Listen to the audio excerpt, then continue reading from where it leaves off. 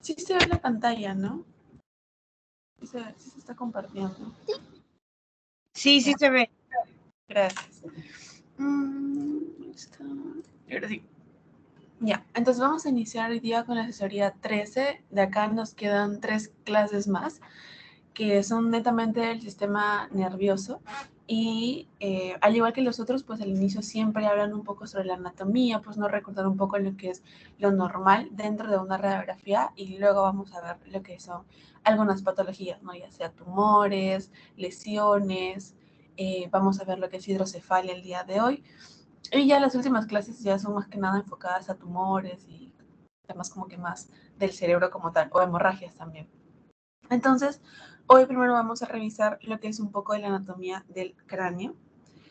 Y recordando un poco la anatomía, y en segundo año que llevaron neuroanatomía, pues les enseñaron mucho lo que era el tema de suturas y el tema de las fontanelas. Entonces, cuando hablamos de suturas, queremos decir que es la unión entre una zona, es una zona de unión, mejor dicho, entre ambos huesos craneales, ¿no? Entre huesos craneales va a haber lo que es una unión, y esa unión se le va a denominar sutura. Entonces, dependiendo de la ubicación de la sutura en todo lo que viene a ser el cráneo, pues se le va a denominar de diferentes nombres.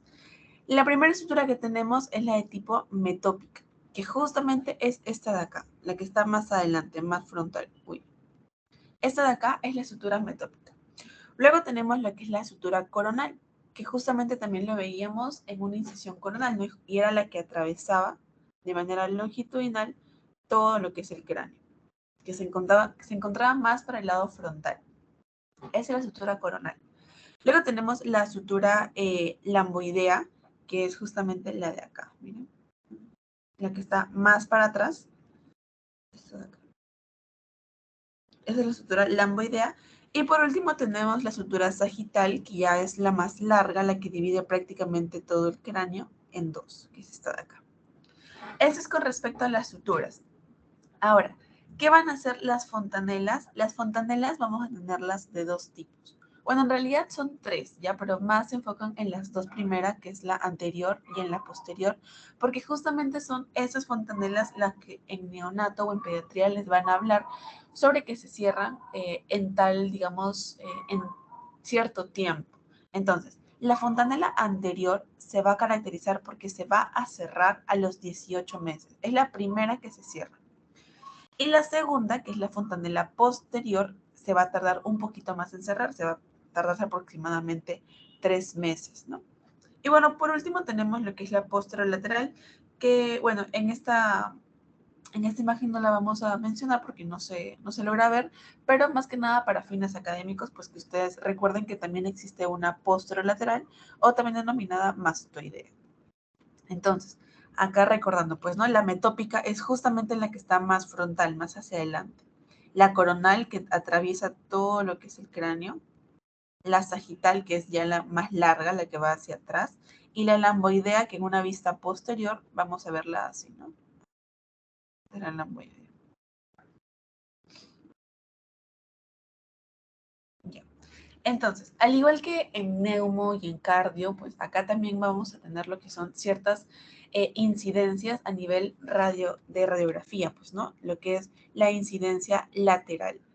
Primero tenemos lo que es la incidencia lateral, que justamente esta incidencia va a ser una de las mejores para poder evaluar lo que es el cráneo completamente. ¿Por qué? Porque dentro del cráneo vamos a tener muchas estructuras que se van a sobreponer unas con otras, pues no, porque hay un montón de huesos pequeños y muy detallados que en una radiografía posterior anterior se entrecruzarían todos y pues solamente verían como manchas. Entonces, en una radiografía lateral,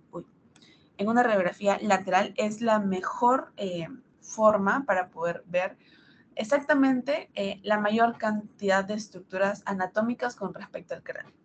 Entonces, cuando hablamos de una radiografía en general de cráneo, tenemos que identificar ciertas estructuras anatómicas y también estructuras normales que tenemos que ver. En primer lugar, tenemos lo que son las huellas vasculares. Y esa es una de las más características que les pueden preguntar, que son justamente esas radiolucideces que va a dejar el camino de las arterias que se encuentran a nivel cerebral. En esta imagen no se logra ver mucho, en la siguiente les voy a mostrar, pero imagínense como si fuera un caminito de una arteria y justamente el caminito de la arteria va a dejar una sombra, una huella radiolúcida. A ese caminito se le denominan huellas vasculares. En segundo punto tenemos que también enfocarnos mucho en lo que es el tamaño, la forma, el grosor y la densidad del hueso, pues, ¿no? Tanto a nivel cortical, o sea, todo lo que es el contorno del hueso, o sea, del cráneo, como también estructuras más pequeñas, ¿no? Como las que están en el centro de acá. Entonces, tenemos que evaluar, al igual que en ocio articular, acá también tenemos que evaluar lo que es la cortical, ¿no? Siempre tiene que cumplir un patrón parejo, y sin ningún tipo, digamos, de grosor extremo, porque cuando ya hay ese grosor o ese cambio de tamaño ya nos indica alguna patología que vamos a ver más adelante. De igual forma tenemos que identificar las suturas, ¿no? Las suturas que van a poder verse en algunos casos, ¿no? No en todas las radiografías se van a poder visualizar las suturas. Tenemos que recordar también a nivel de la base del cráneo, que es justamente la zona de acá, poder identificarla. Y como les digo, es un muy buen estudio, es un excelente estudio para poder ver lo que es la bóveda craneana, lo que es la silla turca, que es esto de acá, este cachito. Esa silla turca y lo que es la unión cráneo-raquídea también. Entonces, vamos a mostrarles acá. En esta imagen se puede ver mucho mejor con lo que les decía de las huellas vasculares. Si se dan cuenta, acá empieza a ver lo que es una radiolucidez y empiezan a salir como cachitos, como ramitas. Que son como líneas negras.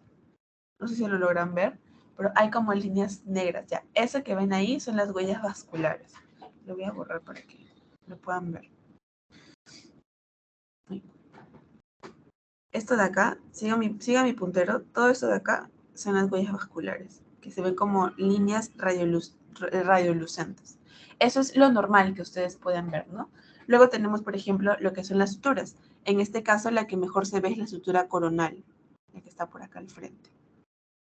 Sutura coronal. Podemos ver lo que son las órbitas, justamente a esta zona de acá. Lo que son las clinoides, eso me olvidé mencionarles. Esto de acá. Sigan mi puntero. Acá sigue. Esto que sale como una primera montañita es la clinoides anterior. Luego baja, que es la silla turca. Y lo que viene acá atrás es la clinoides posterior. Solamente están como que unidas, ¿no? Clinoides anterior, silla turca, clinoides posterior. Y esto ya que ven acá ya es toda la base del cráneo que en otra incidencia le van a poder ver mucho mejor. Entonces, muy aparte de la radiografía lateral que tenemos, también podemos unir lo que es una para poder evaluar a nivel a la base del cráneo, ¿no? La base craneal.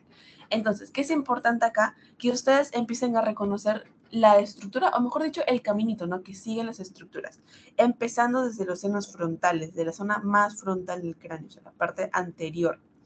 Y esto se va a extender justamente hasta lo que hablamos hace un rato, que eran las clinoides anteriores, que era de acá. Lo que bajaba era la silla turca y lo que subía era la clinoides posterior. Entonces, ¿qué tenemos que recordar? Que justamente el suelo de esta silla turca, o sea, el piso de la silla turca, va a estar compuesta por el techo, que es lo opuesto, de lo que viene a ser el seno esfenoidal. Este es el seno esfenoidal. Entonces, la parte más superior del seno esfenoidal va a chocar con el piso de la silla turca. ¿Ok? Y lo importante de esto es que justamente en toda esta zona de acá, miren exactamente cómo es la forma, el contorno, los bordes, es de manera uniforme y pareja y densa. Entonces siempre tiene que ser así. Tanto en el color como en la densidad como en la forma, sobre todo miren los bordes, son lisos y uniformes. Entonces esa es una estructura normal de lo que viene a ser la base craneal. Ahora, otra proyección que también les comentan en su teoría es sobre la proyección de Catwell o la póstero anterior, que justamente, como les dije, es un poco complicado que en muchas ocasiones les pidan una radiografía póstero anterior, pero hay una situación en particular en la cual ustedes pueden solicitar una póstero anterior, que es esta de acá, simetría. Cuando ustedes quieran evaluar o comparar lo que es la simetría craneal, pueden pedir una póstero anterior o también llamada proyección de Catwell, porque es la única que les va a permitir dividir, digamos, el cráneo en dos y comparar el lado derecho con el lado izquierdo. Entonces, ¿qué estructuras vamos a poder ver acá? Principalmente lo que es la frontal y occipital superpuestas. Como se van a ver de frente, tanto la frontal como la occipital se van a ver superpuestas. Esa es una característica. La segunda es que abre una porción petrosa de los temporales superpuestos con las órbitas. Miren esta parte de acá. No se ven huecas. Miren que hay como una estructura que lo sobrepone. Ya, justamente esa es la zona en la cual va a haber una porción petrosa de los temporales superpuesto a las órbitas. Y por último tenemos lo que son los canales acústicos internos, que esos suelen ser simétricos, ¿no? Esas tres estructuras, o al menos tres características anatómicas, las pueden ver en una póstero anterior. De igual forma, como les digo, en la proyección de Cadwell o póstero anterior, las órbitas en sí no se logran ver muy bien. Por lo tanto, si ustedes quisieran evaluar o estudiar esa zona, pues claramente no pedirían una póstero anterior porque se cruzaría con lo que es el temporal o con otros huesos más pequeños en la zona de la cara. Otra cosa importante es que el ángulo de incidencia va de 30 a 35 grados. ¿Y qué estructuras podemos observar? Como les dije, el occipital, que se superponía al frontal. Vemos lo que es la mastoides, lo que es el dorso de la silla turca, pero bien tenue. Y nada más. Esas estructuras se pueden ver en una póstero anterior. Ah, igual que acá los etmoidales, ¿no? Esas cosas de acá. También la mandíbula, pues no, también la pueden evaluar en cierta forma. Luego tenemos otra proyección, que es la proyección de Hirsch o base de cráneo. La proyección de Hirsch nos va a ayudar cuando nosotros queremos ya no evaluar tanto los huesos del cráneo superior, sino más que nada en la parte inferior. Entonces, ¿acá qué vamos a ver? Vemos principalmente lo que son los senos etmoidales y esfenoidales. ¿Y qué más vamos a ver? Esto de acá. Agujeros de la base del cráneo. Ustedes cuando vieron anatomía o neuroanatomía les hicieron aprenderse un montón de huesos, de un montón de agujeros donde pasaban un montón de estructuras. Ya cuando nosotros queremos evaluar esa parte anatómica, pues la proyección de Hirsch es la mejor. Además que también no solamente nos permite evaluar agujeros o los senos etmoidales o la fosa media, etcétera, sino que también nos permite evaluar esta articulación temporomandibular, que es la que se va a encontrar en esta zona de acá. Temporomandibular. A veces cuando hay accidentes o hay fracturas en esa zona, pues es importante tomar una radiografía en proyección de Hirsch porque nos va a permitir evaluar esa articulación en particular. Y por último tenemos la proyección de Schuller 2 o también denominada frontonasoplaca. Acuérdense, frontonasoplaca. ¿Por qué? Porque está chocando en la placa, esta es la placa, la parte frontal y la parte nasal. ¿Okay? Por eso es frontonasoplaca. Entonces, esta proyección, la angulación acá sí va a ser 0, ¿ok? Porque miren cómo está, digamos, la posición de la cara. Y acá nos va a ayudar más que nada para poder identificar lo que son peñascos en la parte de las órbitas, lo que son los senos frontales también, lo que es toda esta zona de acá, la zona de la cara en sí, la mandíbula, las ramas de las maxilares inferiores y completamente lo que es el hueso frontal. Entonces, esas son algunas de las incidencias que podemos nosotros utilizar para poder evaluar lo que es la parte craneal, tanto la base como la parte frontal como la parte lateral. Ahora, dentro de neuro, o sea, específicamente en esta parte que es un poco más de la parte del cráneo completamente, van a haber calcificaciones intracraneales de manera normal, o sea, de manera fisiológica, que ustedes lo van a ver y no tienen por qué confundirlas con algo patológico. Entonces, dentro de estas calcificaciones intracraneales fisiológicas, tenemos 8. Que esto sí es importante que lo recuerden porque sí ha venido en pregunta de examen, específicamente las 4 primeras. ¿Okay?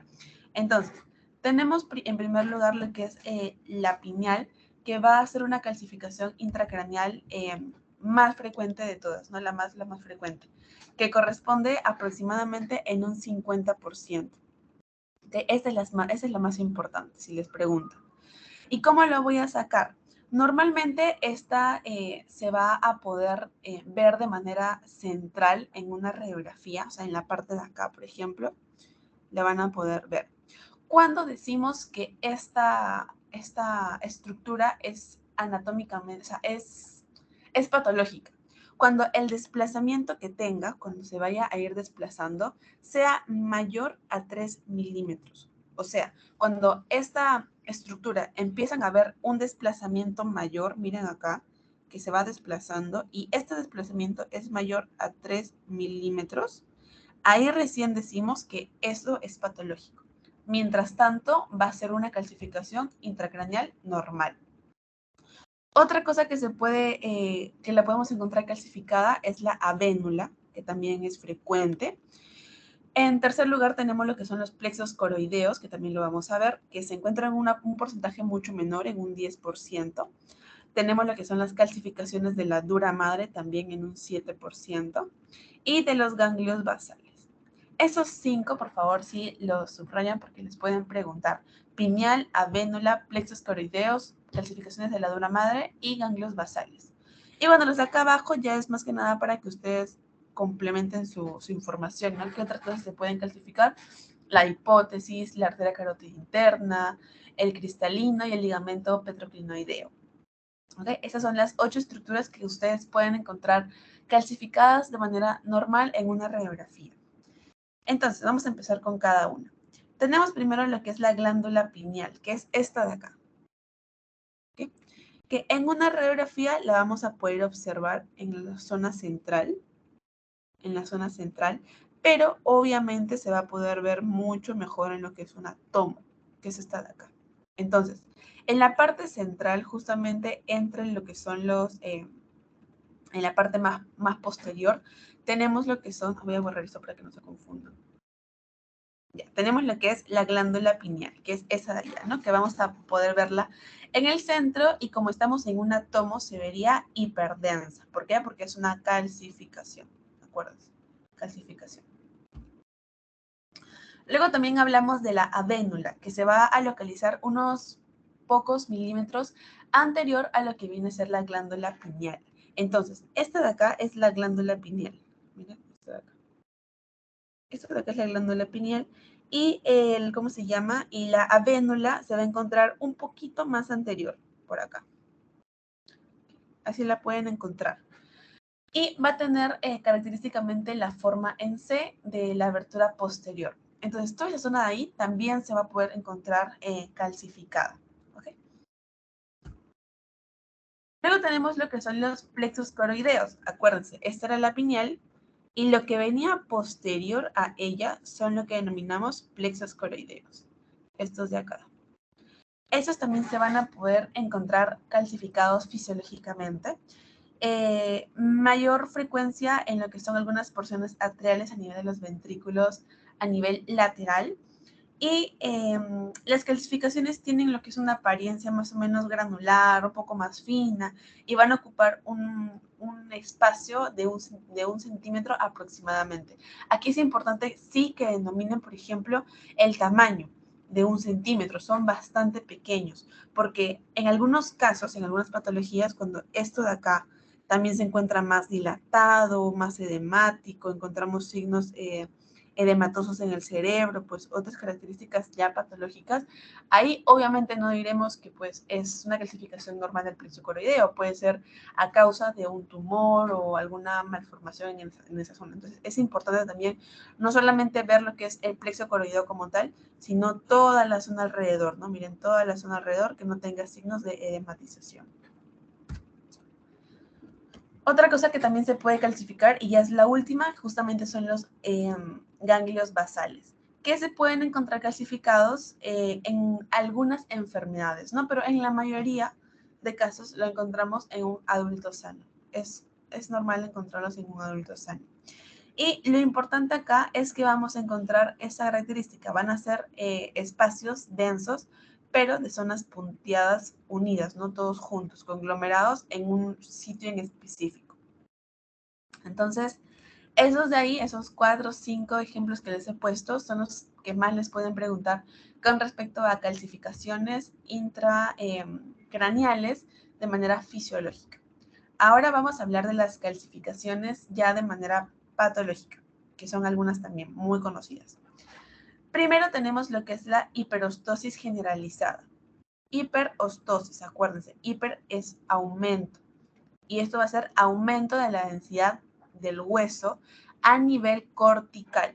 Miren acá. Yo les dije que cuando ustedes evaluaran el cráneo tenían que ver lo que es el borde, ¿no? Y que sea un borde denso, uniforme, que no haya ningún tipo de engrosamiento. Si ustedes comparan esta zona de acá, que es la zona más frontal, con la zona cortical de acá, ¿notan un poco la diferencia del tamaño? Ya. Eso es lo que denominamos una hiperostosis generalizada, el aumento del tamaño a nivel cortical del hueso. Toda la zona de acá es delgada, delgada, delgada, delgada, delgada, y luego viene acá y aumenta de tamaño. A eso se le denomina una hiperostosis generalizada. Y va a tener, la vamos a poder encontrar en algunas patologías. Patologías como cuáles: la enfermedad de Payet, la acromegalia, que acuérdense que la acromegalia va a ser el exceso de la hormona de crecimiento, pero con el cartílago de crecimiento cerrado. También tenemos lo que son las anemias, en algunos casos específicamente la anemia hemolítica, y tenemos algunas drogas como es el difenilidantoína. La difenilidantoína también nos puede generar lo que es una hiperostosis generalizada. Entonces acuérdense, ese es aumento de la cortical en una zona en específico del cráneo. Ahora, así como hay una hiperostosis generalizada, hay una hiperostosis localizada. ¿Y cuál va a ser la importancia? O sea, ¿cuál va a ser el punto para que ustedes puedan diferenciarlo? Muy aparte de tal vez algún tema de clínica, ¿no? Porque miren, las patologías son diferentes. Muy aparte de la clínica que puedan presentar, también van a haber algunos factores externos que vamos a ver específicamente de cada patología. Pero hablando anatómicamente y radiológicamente, pues esta hiperostosis localizada ya no va a ser como la anterior, que era delgadita al comienzo y al final lo habían zonas más grandes de aumento de la cortical, sino que acá van a ver, por ejemplo, en la zona frontal, luego van a estar normal, luego en la zona más temporal, normal, y luego sí acá todo aumentado también. Entonces van a haber más zonas, digamos, de aumento de la cortical en lo que es a nivel del cráneo. ¿Y en qué casos vamos a poder evaluarlo? ¿En qué casos vamos a poder verlo? Vamos a poder verlo en lo que es una displasia fibrosa, en lo que son los meningiomas, también lo vamos a poder ver. Cuando tenemos lo que es un osteoma, también. Una hiperostosis frontal interna, el fibroma osificante y el sarcoma osteogénico. Entonces, las causas, o mejor dicho, las patologías en las cuales ustedes van a ver hiperostosis localizada son diferentes a las generalizadas. Miren, son completamente diferentes. Entonces, la clínica de estas enfermedades, que ustedes la van a ver más adelante en medicina, pues les puede ayudar mucho para el diagnóstico de una o la otra. Ahora, las clasificaciones intracraneales también vamos a poder clasificarlas o dividirla según la zona que va a empezar a abordar, o sea, que va a empezar a ocupar. Tenemos lo que son de tipo localizadas, que van a ser calcificaciones que se van a encontrar en un sitio en particular. Y dentro de ellas tenemos, por ejemplo, lo que son los abscesos, por lo que es una mastoiditis, una sinusitis, un tuberculoma, un glioma, un hematoma y malformaciones auriculoventriculares.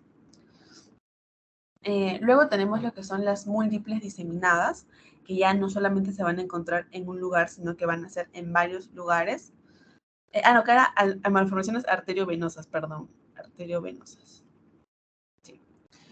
En las múltiples diseminadas, que tenemos lo que es la esclerosis tuberosa, lo que son las metástasis, acá sí las metástasis se van a empezar a diseminar, y tenemos lo que es la encefalitis, ¿no? Y por último tenemos las múltiples simétricas, que ya o sea, las diseminadas se mueven en desorden, ¿no? Se van a simplemente diseminar. Las múltiples simétricas se van a encontrar en lugares específicos, pero van a ser en varios lugares específicos. Y tenemos lo que son los lipomas y los ganglios basales. Entonces, esto de acá va a ser lo que es una calcificación intracraneal localizada. ¿Ven cómo está acá en un solo lugar? o sea, es una sola y en un solo lugar. Entonces, a eso se le denomina una calcificación localizada. Por lo contrario, miren esta de acá. Hay múltiples puntitos en toda la zona. Entonces, esto ya no pasa a ser una localizada, sino que ya compromete todo lo que viene a ser el cráneo de una forma punteada. Y eso ya lo vamos a poder determinar como ya múltiples, ¿no? Van a ser bastantes que van a comprometer a nivel del cráneo. Ahora, en los tumores intracraneales, como les dije, el más común o el más frecuente van a ser justamente las calcificaciones localizadas. Y eso es un punto a favor, pues, ¿no? Porque se puede tratar o se puede identificar en una zona en particular. Además, si hablamos epidemiológicamente de los gliomas, el que más se va a calcificar así a la cabeza es justamente el oligodendroglioma.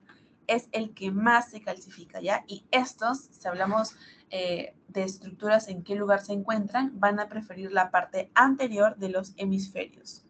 Esto es como datito, ¿no? Para que ustedes lo sepan. Entonces, acá lo que vamos a ver son las calcificaciones de los gliomas, que van a ser como pequeños puntitos que se van a encontrar mal definidos. Miren acá, que se van a encontrar mal definidos. O también los vamos a poder encontrar como estrías, como si fueran rayitas, así, como si fueran rayitas, que se van a ver muy sutilmente, ¿ok? Entonces, estos puntitos que van a ver inicialmente, luego se pueden pasar a calcificar mucho más y van a pasar a ser lo que es este nódulo, un nódulo. De ser puntitos, ya se calcifican mucho más y pasan a ser este nódulo. Ahora, también tenemos lo que son los meningiomas, ¿ok? Y estos meningiomas, de primera, tienen que recordar que va a predominar principalmente en la población adulta mayor, o sea, en los ancianos. Si les ponen algún caso clínico y les mencionan a pacientes, principalmente ancianos, porque es muy raro que se presenten niños, pueden pensar en lo que es un meningioma, o al menos tenerlo en sus posibilidades, ¿no? Este meningioma va a caracterizarse o va a representar, mejor dicho, a un 15% de los tumores intracraneales.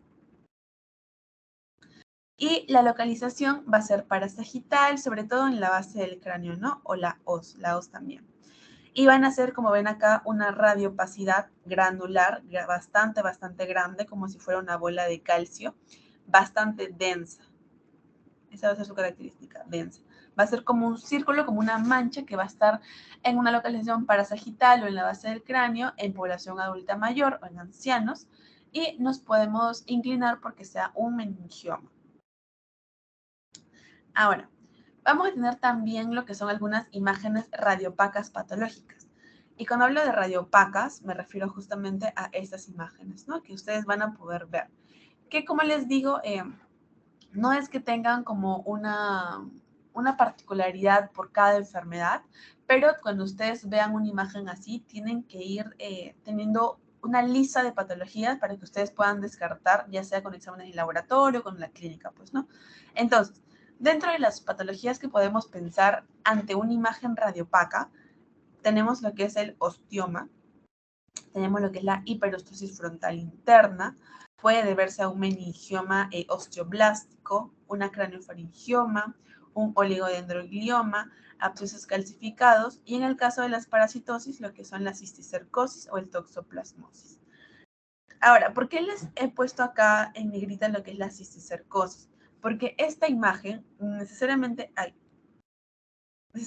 esta imagen de acá, en particular, si es que en su teoría la revisan y ustedes la ven, ha sido ya pregunta de varios años, igualita, o sea, les ponen esta imagen y les preguntan qué patología más frecuente usted asociaría con esta imagen radiopaca patológica. Entonces, muy aparte de las clínicas que le puedan poner de parasitosis, ¿no? O sea, la forma epidemiológica, cómo se contagió el paciente, si les ponen esta imagen, ustedes ya tienen que pensar a la cabeza de todas las enfermedades de acá, a la cabeza tiene que estar lo que es la cisticercosis, que es el diagnóstico más probable en este tipo de imágenes. Entonces se los puse por si acaso, si es que les preguntaran, ya saben que esta imagen, junto con la clínica que les pueden preguntar, va muy relacionada a lo que viene a ser la cisticercosis. Ahora, todo lo que hemos hablado hasta ahorita es con respecto a la radiografía simple. Cuando tenemos también otro tipo de patologías o enfermedades que requieran un estudio más avanzado, tenemos que pedir lo que es la tomografía. Y en tomografía quiero que recuerden algo, porque van a ver bastante, sobre todo en neuro, dos palabras. Uno que es la isquemia. Isquemia. Y otro que es la hemorragia. Esas dos cositas van a verlas de acá hasta acabar el segmento. Y es importante que lo recuerden porque al momento de ustedes empezar a definirlas, hablando terminológicamente, tienen que recordar que una isquemia se va a ver hipodensa. ¿Ok? Hipodensa. Y una hemorragia se va a ver hiperdensa. ¿Cómo lo recuerdo yo? Hiper me suena a bastante y una hemorragia tiene bastante sangre. Entonces me acuerdo, hiperdensa, hemorragia. Por lo contrario, hipodensa disminuye. En una isquemia hay menor cantidad de oxígeno. Por eso es que se denomina hipodensa, menor isquemia. Así me lo acuerdo yo, si ustedes se lo recuerdan así. Sería un tip para ustedes. Y bueno, cuando nosotros pedimos una tomografía, en el caso que tengamos enfermedades vasculares cerebrales, lo que les hablaba acá, ¿no? De la isquemia y la hemorragia. Cuando tenemos algún tipo de sospecha de tumor primario, sobre todo metastásico, que se puede ver mucho en temas metastásicos. En caso de abscesos, en caso de infecciones por cisticercosis o micosis, por algún trauma, ¿no? Algún politraumatizado, para poder más que nada ver lo que son las fracturas óseas. Y en enfermedades degenerativas, como tenemos el Alzheimer y lo que tenemos el Parkinson también. Esas dos. Ahora, por último, ya el último estudio, el más top, por así decirlo, es la resonancia magnética. ¿Y para qué nos ayuda la resonancia magnética? Ya obviamente para temas más complejos. Por ejemplo, examinar lo que es la anatomía del cerebro con respecto a los huesos más pequeños que no necesitan que se superpongan. Acá pues lo pueden sacar con una resonancia. En el caso de enfermedades infecciosas cerebrales, pero más graves, no más crónicas, para poder determinar también el lugar exacto de la lesión. En algunos casos, pues como son huesos más pequeños, se demoran en encontrar el lugar, entonces es importante la resonancia para ese tipo de casos. También en el caso, por ejemplo, de enfermedades degenerativas y sobre todo para evaluar el funcionamiento cerebral también. En el caso de controlar lo que es el crecimiento y funcionamiento, por ejemplo, cuando los pacientes van también están en un tratamiento constante y tienen que evaluar el área cerebral, también toda esa zona de ahí, pues es importante llevar un control. Y como la resonancia es un poquito menos, ¿cómo decirlo? Un poquito menos agresiva que una tomo, pues es mejor hacerlo con una resonancia. Y bueno, por último, tenemos también para poder guiar la planificación de una cirugía, pues, ¿no? Por ejemplo, en el caso de terapias de radiación o tratamientos quirúrgicos para lo que es el cerebro, es importante utilizar una resonancia magnética. Entonces, ¿no? Los que han estado desde el primer día de las asesorías se acuerdan de este cuadrito que ya acá en neuro toma mucha importancia, porque acá sí van a empezar a ver más que nada lo que son resonancias y tomografías. Entonces, estos tienen que recordarlo, ¿no? Tanto la secuencia T1 como la secuencia T2. La T1, acuérdense, lo blanco va a ser lo blanco, ¿no? Por ejemplo, la sustancia blanca. En T1 lo gris va a ser lo gris, sustancia gris. Y va a estar lo que es el hígado, el páncreas, ¿no? Etcétera. Y lo negro va a ir más que nada por los líquidos, lo que es el líquido cefalorraquídeo, la orina, vasos, quistes, tendones, ¿no? Y en T2, estos dos se van a cruzar. Lo negro, que veían negro, en T1 va a pasar a ser blanco. Por ejemplo, el líquido cefalorraquídeo, la orina, los quistes pasan a ser blancos. En cambio, lo que era blanco va a pasar a ser negro, sobre todo lo que viene a ser la sustancia blanca, ¿no? Y lo gris sigue siendo gris, ¿no? La sustancia gris sigue siendo gris. Y ya por último, ya el último estudio por imagen que pueden solicitar es una angioresonancia, ¿ok? Pero más que me interese que sepan cuándo solicitarla, me importa más cuándo no tienen que solicitarla, o sea, en qué caso está contraindicado. Y son 3 casos. La primera es en personas con marcapasos o implantes metálicos. ¿Por qué? Porque los pacientes que tienen, digamos, algún aparato u objeto metálico, como es el caso de los marcapasos, anillos, relojes, no aretes, llaves o lo que fuese, no pueden entrar con esos objetos a hacerse este estudio. Por eso, en pacientes que tengan ese tipo de objetos, no se les va a poder hacer lo que es una angioresonancia. En segundo lugar, que sea claustrofóbico, que tenga claustrofobia, obviamente, porque es un estudio de largo tiempo, que tiene que estar encerradito en una cápsula y no se debe exponer al paciente a que tenga tal vez un ataque de pánico o ansiedad, pues, ¿no? Entonces, en ese caso también descartado lo que es la angioresonancia. Y por último, aunque no hay muchos estudios al respecto, pero en mujeres que estén en el primer trimestre o en periodo de lactancia. En estos casos tampoco está indicado lo que es la angioresonancia, ¿ok? Recuerden estos tres casos en los cuales no pueden solicitar lo que es una angioresonancia. Y bien, con eso ya acabamos lo que es el primer tema, que viene a ser todo lo que son clasificaciones y métodos de estudio para lo que es el cráneo. Y pasamos ya al último tema, que viene a ser la hidrocefalia. Entonces, hablando un poco de la anatomía a nivel de la hidrocefalia, tenemos que recordar que el líquido cefalorraquídeo es secretado hacia los ventrículos por medio del epitelio coroideo. Pero este líquido cefalorraquídeo se va a producir en dos lugares en particular. El primero y el que es más importante, miren, en un 80%, es en los plexos coroideos. ¿Sí? Es el lugar más importante donde vamos a encontrar el líquido cefalorraquídeo. Y el 20% restante se va a encontrar como un filtrado del tejido ependimario, ¿no? Más que nada para que recuerden, pero este es el lugar más importante, plexos coroideos. Ahora, para que ustedes recuerden cuál es el recorrido o la circulación de este líquido cefalorraquídeo, les traje este, es el resumen, pues, ¿no? Que va a iniciar todo en la formación en los plexos coroideos, va a pasar hacia los ventrículos, va a pasar hacia F-Lelushka y Magendie también, va a pasar lo que es por el sistema de cisternas y por último va a llegar a los corpúsculos de Paccioni, donde se va a reabsorber este líquido. Entonces, esta circulación, más que nada para que sepan cuál es el recorrido del líquido cefalorraquídeo. Ahora, hay un dato importante que viene a ser lo que denominamos velocidad de producción. ¿Qué quiere decir esto? La velocidad de producción va a variar según la población o según la edad del paciente. En el caso de los adultos, va a haber una producción de líquido cefalorraquídeo de 475 mililitros por hora. En cambio, en los niños va a haber de 504 mililitros de líquido cefalorraquídeo en 24 horas. Este es como un dato extra, chicos, por si les preguntan, ¿no? Eso viene a ser lo que denominamos velocidad de producción. Ahora, ¿qué viene a ser la hidrocefalia?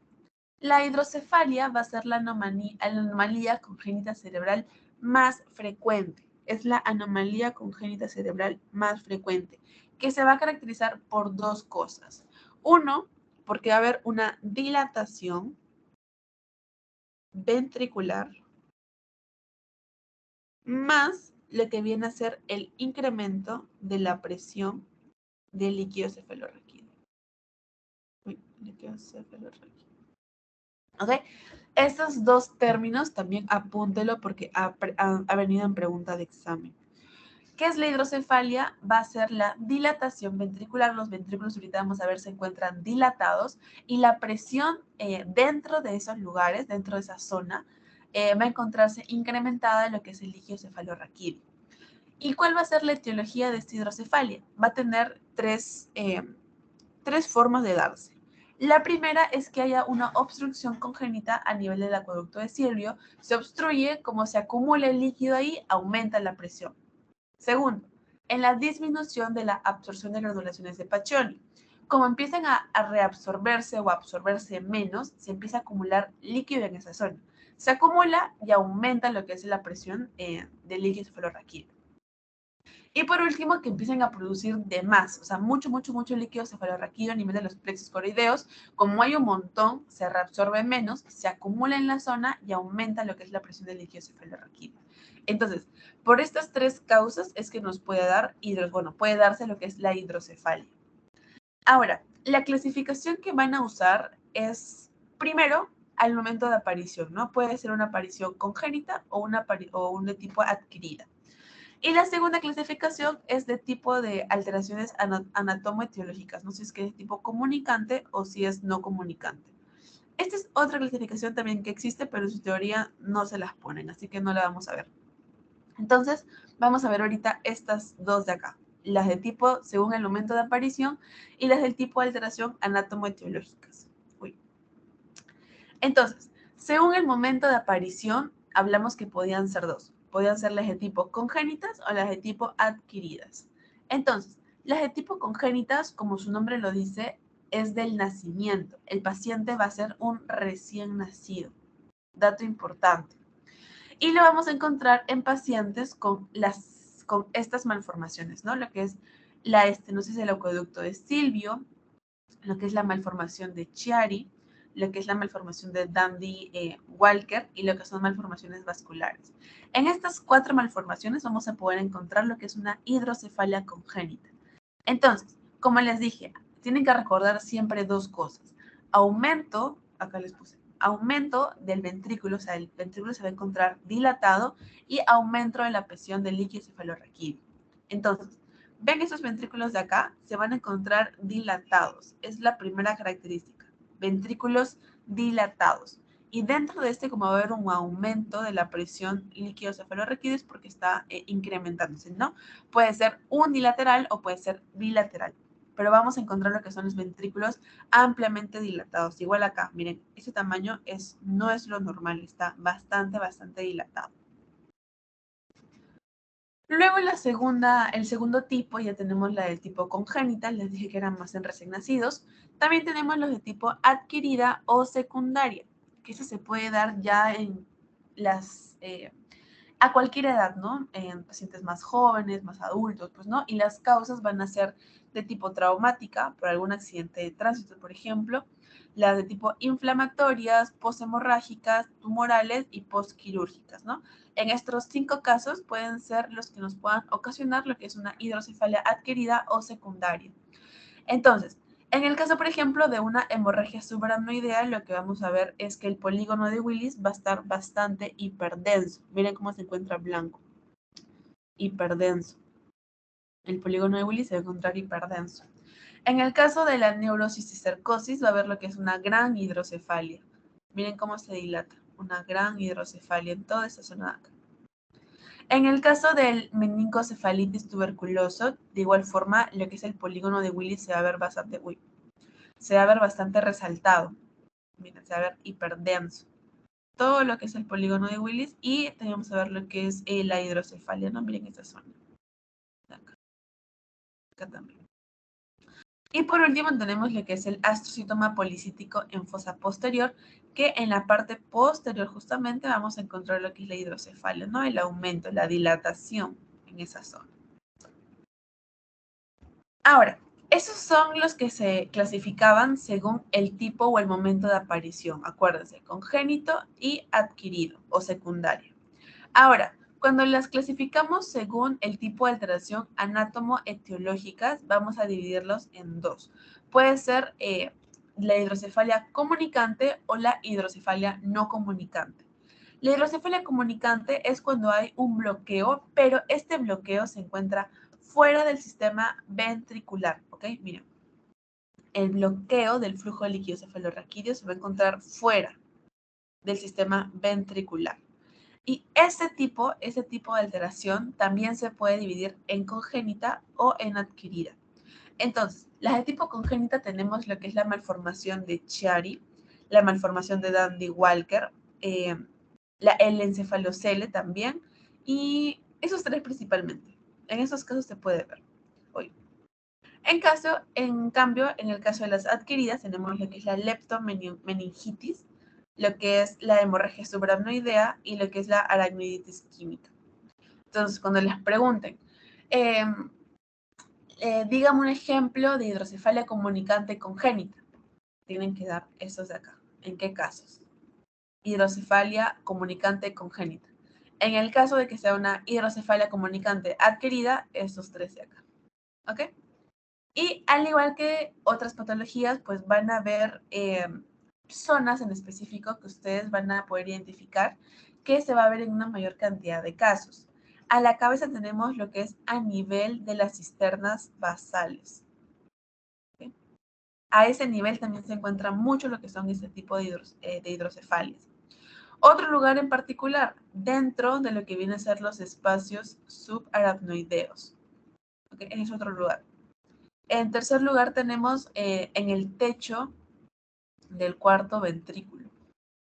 Y también podemos encontrarlo en granulaciones aracnoideas en los senos venosos durales. En esas 4 zonas podemos encontrar localizada lo que es esta patología, ¿no? A nivel de hidrocefalia comunicante.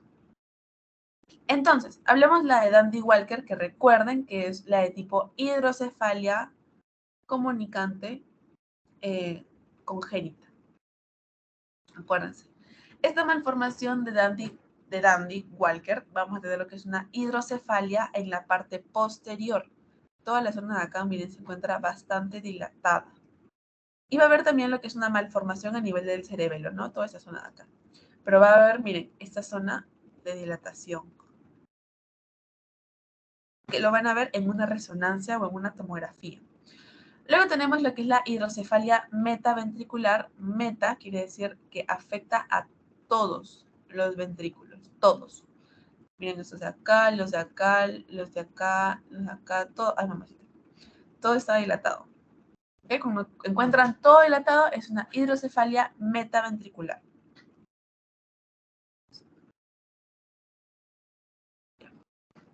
Ahora, eso es con respecto a las hidrocefalias comunicantes. Pero las hidrocefalias no comunicantes las podemos dividir de igual forma también en congénitas o en adquiridas. Pero a diferencia de las comunicantes, que la obstrucción se encontraba fuera del sitio de los ventrículos, acá en la no comunicante la obstrucción al flujo de líquido cefalorraquídeo se va a encontrar entre los sitios de producción y los plexos coroideos, y los plexos coroideos de los ventrículos laterales 3 y 4. ¿Okay? Se va a encontrar, ahí se va a encontrar dentro, ya no se va a encontrar fuera. Y de igual forma, no se puede dividir tanto en congénita como en adquirida. En congénita tenemos lo que es la estenosis acueductal, lo que es la atresia del foramen de Monro, lo que son las neoplasias, quistes intracraneales benignos y las anomalías del base de cráneo. Y las adquiridas, ya sea por una hemorragia, por ejemplo, la hemorragia intraventricular, una ventriculitis química o una ventriculitis a secas. Y otras causas también que nos pueden ocasionar lo que es hidrocefalia es por coágulos o sinequias, que son dadas tal vez en el caso de traumas, que nos puede producir lo que es una hemorragia subaracnoidea masiva, en infecciones crónicas también, en el caso de la cisticercosis también, y por ejemplo, en el caso de los hematomas e infartos, que también nos pueden producir lo que es una hidrocefalia, ¿no? Porque justamente estos hematomas o infartos van a comprimir lo que es la zona de los ventrículos y va a aumentar la presión, del líquido cefalorraquídeo. Importante. Entonces, ya para que ustedes vean imágenes, hablamos de la estenosis acueductal, que se va a denominar también una metahidrocefalia. Va a ser una metahidrocefalia a causa de una estenosis acueductal. Acuérdense de esta imagen, ¿no? Miren, todo está dilatado. Uy. Es una metahidrocefalia a causa de una estenosis acueductal. En el caso de una hemorragia cerebral, por ejemplo, esto que ven acá es un ultrasonido. Es un ultrasonido en el cual vamos a poder ver a causa de esta hemorragia cerebral, pues se ha acumulado en lo que son los ventrículos, tal vez algún coágulo, ¿no? Miren esa zona acá. Y este coágulo hace que se obstruya, que se aumente lo que es el líquido cefalorraquídeo, por lo tanto hay una dilatación del ventrículo y por lo tanto hay un aumento de la presión del líquido cefalorraquídeo. Y por lo tanto, como están esas dos características, lo que va a producir es una hidrocefalia. Una hidrocefalia. Ya. Luego tenemos, por ejemplo, las causas que eran por ventriculitis.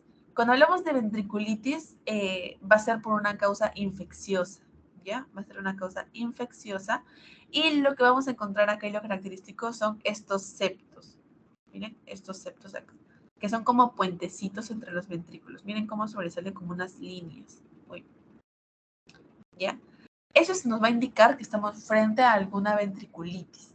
Y va a ser, como les dije, por causa infecciosa, va a empezar a desarrollar lo que es una hidrocefalia y se va a ver en ambos ventrículos. O sea, va a ser una distribución homogénea, ¿no? Pero en distintas tonalidades.